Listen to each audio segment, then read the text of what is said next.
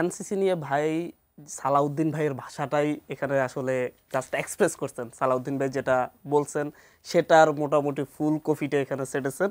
But এনসিসির জবাবদিহিতা কার কাছে থাকবে এই কোশ্চেনটা করে বাংলাদেশের মানুষকে না হচ্ছে এক ধরনের ইয়ার মধ্যে রাখা হচ্ছে।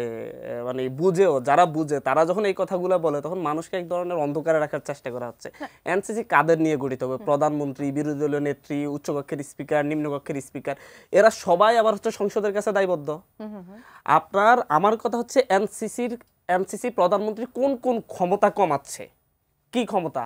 কে দুদক প্রধানমন্ত্রী নিয়োগ দিতে হবে? আমাদের দুদক তো স্বাধীন কমিশন, দুদকের কেন হচ্ছে প্রধানমন্ত্রীকে নিয়োগ দিতে? নির্বাচন কমিশন কেন প্রধানমন্ত্রীকে নিয়োগ দিতে হবে? সেটা কেন হচ্ছে একটা স্বাধীন সংস্থা নিয়োগ দিলে প্রধানমন্ত্রীর ক্ষমতা, নির্বাহী ক্ষমতা কোন জায়গায় কমতেছে? মানবাধিকার কমিশন সেটাকে কেন একটা স্বাধীন সংস্থা, সেখানে প্রধানমন্ত্রীও থাকবেন এবং সরকার দলীয় ব্যক্তিবর্গই বেশি থাকবেন, সেই জায়গায় যদি তারা সেখানে যদি হচ্ছে এটা নিয়োগে কাজ করেন তাহলে প্রধানমন্ত্রীর ক্ষমতা কোথায় কমতেছে? আর প্রধানমন্ত্রীকে এতদিন দুদক কমিশনারদের নিয়োগ দিচ্ছেন, নির্বাচন কমিশনারদেরকে নিয়োগ দিচ্ছেন এবং মানবাধিকার কমিশনারদেরকে নিয়োগ দিচ্ছেন। আমরা জানি যে হচ্ছে বলা হয় যে রাষ্ট্রপতি নিয়োগ দিবেন, কিন্তু প্রধানমন্ত্রীর সুপারিশ ছাড়া রাষ্ট্রপতি এগুলো করতেই পারেন না। আমরা বলছি সেই জায়গা থেকে আলাপ আলোচনা ভিত্তিতে বিরোধী দল, যেমন ভারতে যেটা হয়েছে, বিরোধী দলের প্রধান, সরকার দলের প্রধান সহ একটা কমিটি গঠন করছে যারা নির্বাচন কমিশন নিয়োগ দিবে। আমরা সেই রকম একটা বিষয় এনসিসি নাম দিয়ে, নামের পরিবর্তন হতে পারে, অন্য কোনো নাম হতে পারে, বাট আমার প্রশ্নটা হচ্ছে প্রধানমন্ত্রীর নির্বাহী ক্ষমতা কোথায়? প্রধানমন্ত্রী কি দুদকের ক্ষেত্রে নির্বাহী ক্ষমতা প্রয়োগ করেন? প্রধানমন্ত্রী কি নির্বাচন কমিশনের ক্ষেত্রে নির্বাহী ক্ষমতা প্রয়োগ করেন? মানবাধিকার কমিশনের ক্ষেত্রে নির্বাহী ক্ষমতা প্রয়োগ করেন? এটা কি প্রধানমন্ত্রী রাষ্ট্র চালাতে বাধা সৃষ্টি করবে? আমি তো জানি যে নির্বাহী ক্ষমতা প্রধানমন্ত্রী এই সকল জায়গায় সাংবিধানিকভাবে প্রয়োগ করতে পারেন না। তাহলে কেন এটাকে একটা সংস্থা তৈরি করে সেটার হাতে দেওয়া যাবে না? কারণ ওই যে একই রকম আপনার পছন্দের ব্যক্তির বাইরে কাউকে আপনি নির্বাচন কমিশন নিয়োগ দিবেন না। শাইনি চুলে এখন হবে সব হেয়ারস্টাইল। সিল্কোর দ্বিগুণ শাইনি চুল প্রতিদিন। আপনার পছন্দের ব্যক্তির বাইরে কাউকে আপনি মানবাধিকার কমিশন নিয়োগ দিবেন না। একজন তো নেতা বলেই ফেলছেন যে আগামী 30 বছর নির্বাচনের মাধ্যমে বিএনপি ক্ষমতায় থাকবে। আমরা ভয় পাই, এরকম কথা যখন আওয়ামী লীগ বলতো আমরা ভয় পেতাম, আতঙ্কে থাকতাম যে 2041 সাল পর্যন্ত আওয়ামী লীগ ক্ষমতায় থাকবে।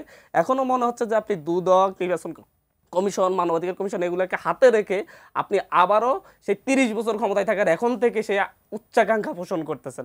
বাংলাদেশের মানুষের কথা বলে গেলে হবে না। বাংলাদেশের মানুষ 1991 ইলেকশনে আওয়ামী লীগকে জবাব দিয়েছে। সবাই এদেশের মাটি, আকাশ, বাতাস, বায়ু সবাই জানতো আওয়ামী লীগ ক্ষমতায় যাচ্ছে। বিএনপি তখন 91-তে আপনার প্রার্থী দেওয়ার জন্য লোকও খুঁজে পাচ্ছিল না অনেক আসনের ক্ষেত্রে। সেই যে বিএনপিকে মানুষ ক্ষমতায় দিচ্ছে শুধুমাত্র একটা কারণেই, সেই আপনি হচ্ছে অভ্যুত্থানের সাথে বেইমানি করার কারণে, 86-তে নির্বাচনে যাওয়ার কারণে এরশাদের পক্ষে। ঠিক একইভাবে বিএনপিও 2018 সালে কিন্তু হচ্ছে আওয়ামী লীগের অধীনে ইলেকশন গেছে। বেগম জিয়া বলে গেছে আওয়ামী লীগের অধীনে, শেখ হাসিনার অধীনে কোনো ইলেকশন হবে না। বিএনপি সেটার বাইরে গিয়ে শেখ হাসিনার অধীনে ইলেকশন গেছে। ইলেকশনে তো গিয়েছে, রাতের ভোট হয়েছে, সেই ভোটকে বৈধতা দিয়েছে সংসদে গিয়ে। এদেশের মানুষ কিন্তু মনে রেখেছে। তারপর থেকে বেগম জিয়ার মুক্তির জন্যে বাংলাদেশের মানুষের আবেগ ছিল বেগম জিয়ার মুক্তির জন্য।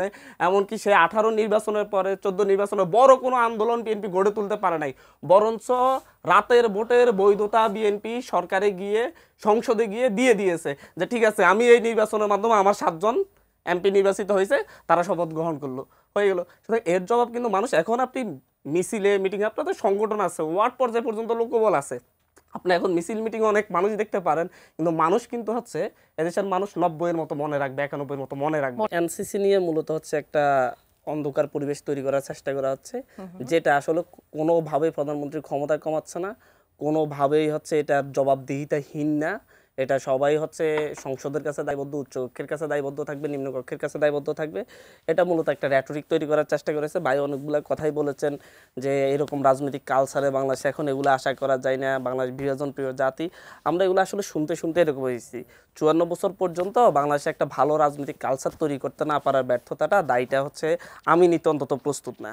কারণ আমার জন্মের পর থেকে আমি এই কালচারটাই দেখে আসতেছি। এখন সেই দায়টা কারা নিবে? যারা 54 বছর ধরে বারবার ক্ষমতায় এসেছে তাদেরকে সেই দায়টা নিতে হবে। তাদেরও জাতির সামনে, জামাত যেরকম হচ্ছে 71-এর অবস্থা নিয়ে তাদের জাতির কাছে ক্ষমা চাইতে হচ্ছে, আপনারা বলতেছেন, সবাই বলতেছে। আমার মনে হয় যে রাজনৈতিক দলগুলো ক্ষমতায় ছিল বারবার, তারাও জাতির কাছে এসে একটা করে ক্ষমা চাওয়া উচিত যে আমরা আমাদের পরবর্তী প্রজন্মগুলোর জন্য 54 বছরে একটা ভালো রাষ্ট্র উপহার দিতে পারি নাই, ভালো রাজনৈতিক কালচার দিতে পারি নাই। সেটা স্বীকার না করে বারবার শুধু দায় চাপায় যে এই রাজনৈতিক কালচার এখন এটা সম্ভব না। কেন? আমার পরে তো হচ্ছে ভিয়েতনাম, আমার পরে স্বাধীন হওয়া মালয়েশিয়া, আমার পরে স্বাধীন হওয়া থাইল্যান্ড, এরা তো রাজনৈতিক কালচার উন্নত করেছে, অর্থনৈতিক অবস্থা উন্নত করেছে। আমাদেরকে কেন হচ্ছে স্বাধীনতার 30 বছর পরও কেন আমার রাষ্ট্রকে কেন হচ্ছে পরপর 5 বছর দুর্নীতিতে চ্যাম্পিয়ন হতে হয়েছে? কেন স্বাধীনতার 50 বছর পরও যখন জন্ম নেওয়া একটা শিশুকে সে যখন প্রথম ভোট দিতে গিয়েছে তখনও কেন হচ্ছে তাকে ভোট দিতে দেওয়া হয় নাই? সেটার দায় কি রাজনৈতিক দল সবগুলা নেবে না, নাকি শুধু একটা দল? কেউ স্বৈরাচার হয়ে উঠতে গেছে, আপনি তাকে স্বৈরাচার হয়ে ওঠা থেকে ঠেকাতে পারেন নাই, সেটার জন্য আপনাকে অবশ্যই সেই ব্যর্থতার দায় স্বীকার করে কিন্তু হচ্ছে জাতির কাছে নতুনভাবে নিজেদেরকে উপস্থাপন করতে হবে। জি। পাশাপাশি আপনি আমাদেরকে প্রশ্ন করছেন যে জাতীয় ফুল কিভাবে হচ্ছে আপনাদের প্রতীক জাতীয় চাইলেন। প্রতীক হতে ভরসার যাবে। ভরসার জায়গা কেন হলো? জাতীয় প্রতীক হয়েও কেন হচ্ছে আপনাদের দলীয় প্রতীক হবে? আসলে হচ্ছে এটা একটা বয়ান ছেড়ে দেওয়া হয়েছে, জাতীয় প্রতীক কোনো ধরনের মানে জাতীয় ফুলের নাম, সরি, জাতীয় ফুল কোনো দলের প্রতীক হতে পারে না। এটা পুরোপুরি একটা ভুয়া কথা। কারণ হচ্ছে জাতীয় ফল কাঁঠাল কিন্তু অলরেডি একটা দলের প্রতীক আছে। সেই জায়গা থেকে আবার যদি আপনি বলেন জাতীয় প্রতীকের কথা বলেন, জাতীয় প্রতীক কিন্তু শুধুমাত্র শাপলা না, ধানের শীষও জাতীয় প্রতীক, নৌকাও জাতীয় প্রতীকের, ওখানে নৌকাও আছে, আবার হচ্ছে আপনার পাট পাতাও আছে, সব মিলেই কিন্তু একটা জাতীয় এটা প্রতীক। জাতীয় প্রতীক বলতে আপনি বোঝাচ্ছেন যে মানে ধানের শীষ জাতীয় প্রতীক কিভাবে, বা নৌকা ধানের শীষ মানে কিভাবে? আমি বলতে চাচ্ছি জাতীয় ফুল ফল কিংবা পাখি হলে সেখানে যে হচ্ছে কোনো ধরনের কোনো রাজনৈতিক দলের প্রতীক হতে বাধা নেই, আমি সেটা বলতে চাচ্ছি। যে সেই ক্ষেত্রে কাঁঠাল জাতীয় ফল, সেটা অলরেডি একটা দলের প্রতীক হিসেবে আছে। আবার আমি একই সাথে বলছি জাতীয় প্রতীক হিসাবে শাপলাকে উপস্থাপন করার চেষ্টা হয়েছে। শাপলা তো এককভাবে জাতীয় প্রতীক না, সেখানে ধানের শীষ আছে, তারা আছে, এগুলো এবং হচ্ছে শাপলা সব মিলিয়ে জাতীয় প্রতীক। সেই জায়গায় ধানের শীষ একটা রাজনৈতিক দলের প্রতীক, সেই জায়গায় হচ্ছে তারাও একটা রাজনৈতিক দলের প্রতীক হিসেবে আছে। জাতীয় প্রতীক থেকে আপনারা শাপলাটাকে বেছে নিয়েছেন। শাপলা সেটাও একটা মানে হচ্ছে জাতীয় প্রতীকের একটা অংশ। সুতরাং যদি হচ্ছে জাতীয় প্রতীকের একটা অংশ জাতীয় ফুল শাপলা হওয়ার কারণে শাপলাকে যদি হচ্ছে কোনো দলের রাজনৈতিক দলের প্রতীক দিতে না পারে, তাহলে ধানের শীষও থাকা উচিত না, কারণ জাতীয় প্রতীকের একটা অংশ অলরেডি। সেই হিসাবে আমি মনে করি এটা একেবারে অপাঙ্ক্ত আলোচনা, অপ্রয়োজনীয় আলোচনা।